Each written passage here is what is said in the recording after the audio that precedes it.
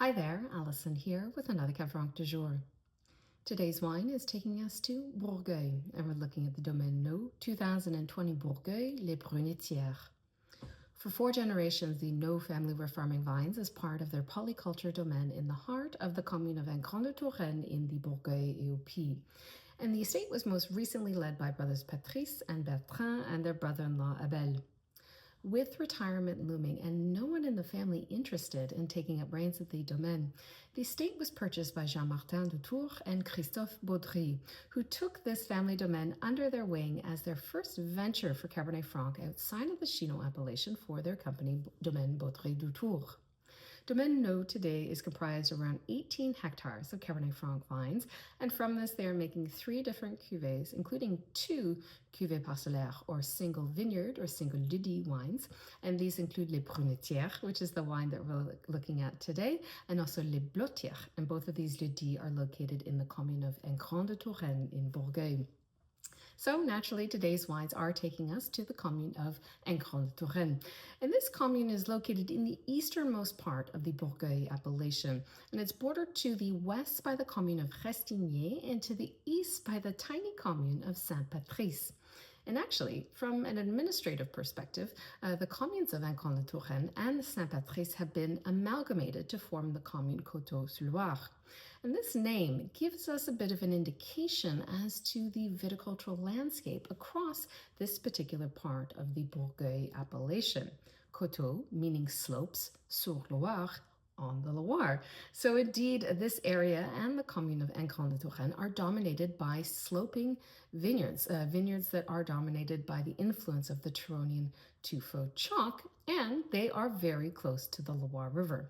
So the viticultural area begins about 2 kilometers north of the Loire, and then it extends northward about 2 kilometers towards the Forêt de Rochecotte. Now, it's important to know that we are much closer to the Loire here versus other parts of the Bourgueil appellation, and in particular the slopes. So as I mentioned, we're about 2 kilometers north of the Loire here, whereas in Rastignier, the côte begins about 5 kilometers north of the Loire, and in Benay, the sloping vineyards begin about 6 to 6.5 kilometers north of the Loire. So because of this proximity to the Loire, we have more of a moderating influence. And because of this eastern position, as well as we have the dominance of this large forested area, the Forêt de Rochecotte, that makes Ingrandes-de-Touraine a little bit cooler from a climate perspective compared to other parts of the Bourgueil appellation. Now, in terms of soils, as I mentioned, this commune is dominated by sloping vineyards and the influence of the Turonian tuffeau chalk. However, we do find a small area of alluvial soils in the southwestern part of the commune, and these are localized around the lieu-dit of Minières. And this area of alluvial soils, it is actually the easternmost part of the ancient alluvial terrace that begins here and then continues into Rastignier and then into Bourgueil and then eventually into st-Nicolas-de-Bourgueil, which is about 10 kilometers west of Ingrandes-de-Touraine. Now, this part of Ingrandes-de-Touraine, because we are dealing with the alluvial soils, they are deeper soils and more sands and silty sands that have varying amounts of gravels. Now, turning our attention to the slopes in this commune, we have 2 areas of sloping vineyards in Ingrandes-de-Touraine, and they are flanked on either side of the village, which actually runs in a north-south orientation. So on the west side of the village, the slopes here are actually a continuation of the sloping vineyards of the Coteau that begins in Benay and then continues into Rastignier and then eventually into Ingrandes-de-Touraine. Because of how these slopes in this part of the appellation curve following the Forêt de Benay and then eventually the Forêt de Rochecotte, when we get here to Ingrandes-de-Touraine, the slopes actually have a full south-facing exposure. And then in terms of the influence of the Turonian tuffeau chalk, we have more of the middle Turonian tuffeau chalk here with a very small sliver of vineyards that are on the upper Turonian yellow tuffeau chalk. Now, on the east side of the village. The topography changes quite a bit actually, and the vineyards, the slopes on the east side of the village actually are steeper and they have more of a west facing exposure. And then the slope softens ever so slightly and curves and kind of straightens out and faces south as you move eastward towards the commune of Saint-Patrice. Now, interestingly as well, the slopes on the east side of the village have almost an equal balance between the Middle Turonian and the Upper Turonian tuffeau chalks. There's also a section on the east side of the commune where we find vineyards at a higher elevation on a plateau, and that's where we find the deeper Cynonian era clays and sands that are mixed with a little bit of flint. Now, on the slopes, on these areas that are dominated by the Turonian tuffeau chalk, the topsoil does tend to be more shallow, and we do find a higher proportion of clay in the topsoil as well. Now, today's wine is coming from the lieu-dit Les Brunetières. And if this lieu-dit sounds familiar to some of you out there, you would be correct. This is a notable lieu-dit in Ingrandes-de-Touraine as well as in the Bourgueil appellation. It's about 20 hectares in size, and there are a number of vignerons that have parcels here, and a number of them are actually bottling their Les Brunetières as a single vineyard or a single lieu-dit wine or a cuvée parcellaire. An example would be Domaine Nau, Aurélien, and of course Domaine Nau. All are bottling a Les Brunetières as a single vineyard wine. So this lieu-dit is located in the northwestern part of the commune. We're on the west side of the village, so we're in that section of the côte that has the full south-facing exposure. And in terms of the positioning of this lieu-dit, it ranges in elevation from about 60 to 70 meters above sea level from the bottom to the top of the slope. And the lieu-dit is dominated by the Middle Turonian white tuffeau chalk. There's a little sliver of it that has the Upper Turonian yellow tuffeau, but that is not planted to vine. And we really are at the very upper end of the côte or the slope here in Ingrandes-de-Touraine. Now, Domaine Nau, they have about 2.5 hectares of vines here, and the vines were planted between 1954 and 1999, but the estate did mention that they are using their oldest parcels, like the oldest blocks of vines, for this particular bottling. So the vines are 50 to 70 years on average. And in terms of the parcels themselves, they do have that full south-facing exposure, and the soils here are a shallower clay topsoil followed by the Middle Turonian tuffeau chalk. And for those that are curious, the name Les Brunetières, brun is the color brown, so the lieu-dit gets its name from the brownish colored clays that are sitting on top of that Turonian tuffeau chalk bedrock. Now, from a winemaking perspective, the fruit for this wine is all hand harvested, hand sorted, and destemmed. And the fermentation takes place in concrete with indigenous yeast. And it has a moderate fermentation temperature. And then in terms of the extractive techniques, they will do light pumping over during the fermentation and post-fermentation maceration. And the total time on skins is about 21 days. And then in terms of this cuvée, after the post-fermentation maceration, the free-run wine and press wine, that is separated, and only the free-run wine makes it into this cuvée, and that is then aged again in concrete for about 2 years before the wine is then bottled. So let's dive into this wine. So immediately off the top, the nose has a lovely ripeness to it. 2020 was a warmer vintage for sure. So there is a little bit of a sweet, riper fruit profile to the nose. And I would say it has a mix of red and dark fruits here. Getting like a nice mix of strawberry, raspberry, cherry. There's a bit of black currant here. But definitely kind of in that sweet tart spectrum. They do feel a little bit more fleshy. There's a really nice purity to the nose and nice clarity as well. Nice depth. It doesn't have a ton of aromatic, kind of heady fragrance to it, but it does have a nice perfume. And actually, I would say that this wine does lean a little bit more fruit forward. So the pyrazines are there. You do know it's Cabernet Franc, but the pyrazines are taking a little bit of a back seat. But I do really like the profile of the herbal undertone. And they do have a certain coolness about them in terms of how the herbals are presenting. Like I'm getting a mix of rosemary, there's a touch of thyme, a little bit of bay. And like tons of evergreen notes on this wine, which is just really beautiful. Like a mix of fir, spruce, there's a little bit of cedar leaves here. It just reminds me of like a densely packed evergreen forest, kind of in the early spring when it's nice and cool. There's maybe it's still a little bit of snow on the ground that is just starting to melt, but there's a coolness about this evergreen profile.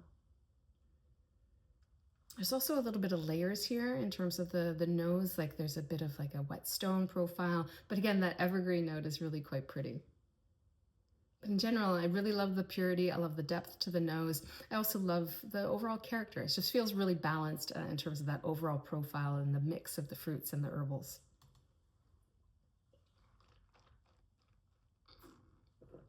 On the palate, those same kind of red and dark fruit comes through on the palate very nicely.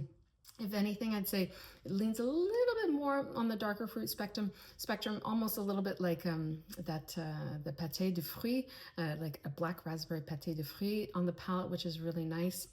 The evergreen note comes through so beautifully on the palate, that fir, lush fir and cedar and spruce, and there's a little bit of pine in there too, and I just love that profile.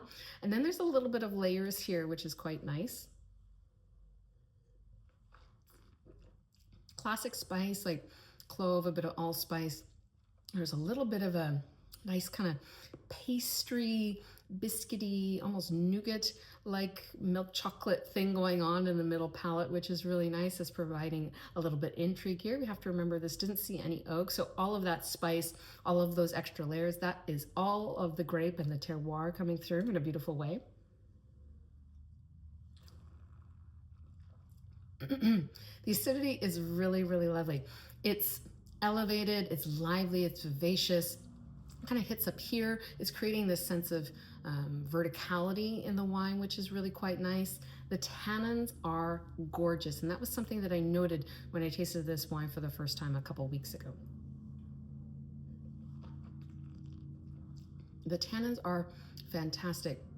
They are very velvety in texture and super, super fine. There's a nice ripeness to the tannins, but very fine in terms of texture and a beautiful uniformity. And they feel like what I would expect from tannins, Cabernet Franc tannins, coming from very clayey soils.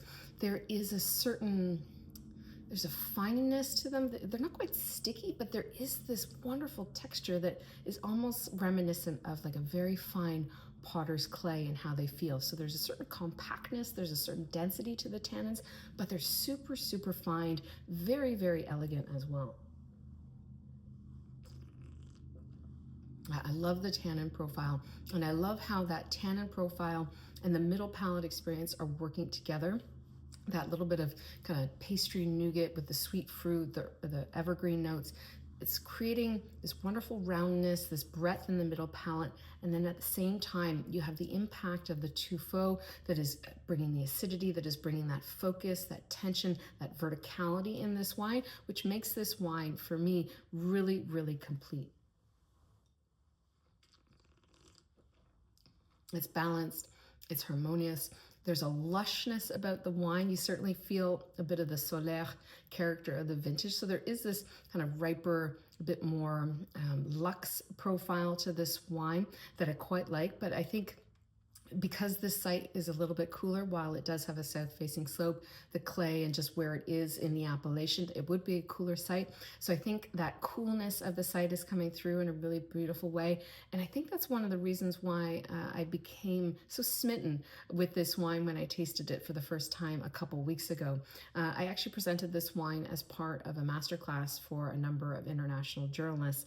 And this was one of the cuvées that really spoke to me, and it spoke to me mostly from a transparency perspective in terms of the terroir, because I really did feel like that terroir was pushing through in a really, really impactful way.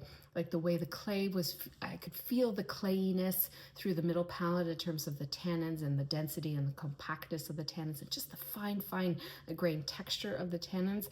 And then the way the tuffeau was creating this sense of focus and tension and direction and just pulling everything in a really beautiful way. And I thought that it demonstrated that place and that sight sensitivity and that somewhereness in this wine in just such a beautiful way. So after I did this master class, and this was certainly, we did it was 16 wines in total as part of this master class, 2 from Bourgueil, and this was kind of the vin de garde. This was the one that was to kind of represent the serious side of the appellation. I actually went, after the masterclass, I went to the Maison de Vin de Bourgueil to purchase a bottle of this so that I could bring it home and then do this video to tell all of you about this particular wine and this particular part of Bourgueil, because I was really quite taken with this wine when I tasted it the first time, and it's such a thrill to revisit it today because all of those same feelings are coming back and how I was feeling about this wine when I first tasted it a couple weeks ago. This is definitely, as I said, this is a serious wine. This is a contemplative wine. This is definitely one for the cellar, for those that like to collect age-worthy examples of Bourgueil and Cabernet Franc from the Loire. This is definitely one to put on your radar. It's also super affordable if you're in Europe. This retails for around 20 euros a bottle, so very reasonably priced for a wine that I think this is going to age easily for probably 15, 20 years or more. This has a lot of life in it, and it's got a lot to give as well, and I think it's only going to get better with time. But this is really quite delicious, and it reminds me as to why Cabernet Franc from the Loire has so much potential to be great. These are really exceptional red wines, and these are among France's best in terms of age-worthy expressions of red wines. And I really believe that the future of France in terms of, for collectors, for young consumers out there looking to build cellars, I think Cabernet Franc from the Loire is definitely going to be the answer to many people's queries with regards to how to build a cellar. And this is a perfect example of a wine that I would recommend people to seek out to build their cellar with Loire Valley Cabernet Franc. If you have had the pleasure of tasting the Les Brunetières from Domaine Nau, I would love to know what you thought of it, or perhaps you've tried Les Brunetières from one of the other producers that are bottling it as a single vineyard cuvée. I would love to know what you thought of that wine in the comments below, or if you have another favorite Bourgueil that you have to share. I always am looking for new producers, and there's so many wines to discover from this amazing appellation, an amazingly underrated appellation of Bourgueil. Let me know in the comments below, of course, as always, and of course, as always, I'll be back again soon with another wine. Cheers.